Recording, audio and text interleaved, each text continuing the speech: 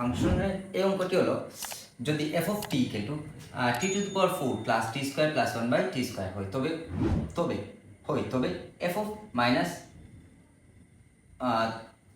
1 by t এর মান লিখো। এটির জন্য তোমরা প্রথমে লিখবে দেওয়া আছে f of t equal to t to the power 4 plus t square plus 1 by t square. অবশ্যই টি এর মান হবে এটি, অর্থাৎ এফ অফ 1 বাই মাইনাস 3/1। তার মানে আমরা টি এর স্থানে বসাবো minus 1 by 3 to the power 4 plus 1 by 3 whole square plus 1 by 1 by 3 whole square.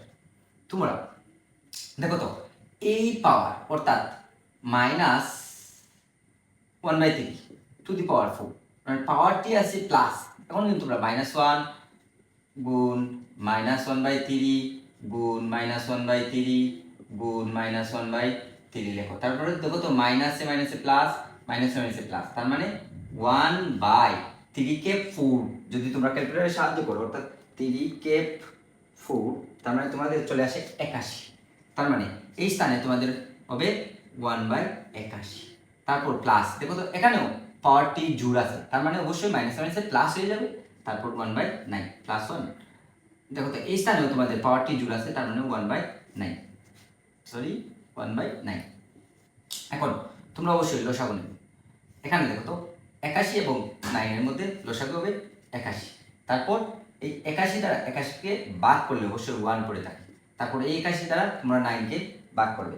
যদি 81 ভাগ 9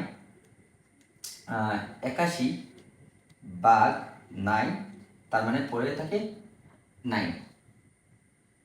তারপর এই 81 দ্বারা 1 কে গুণ, 81 কে 81, তারপর 1 বাই 9।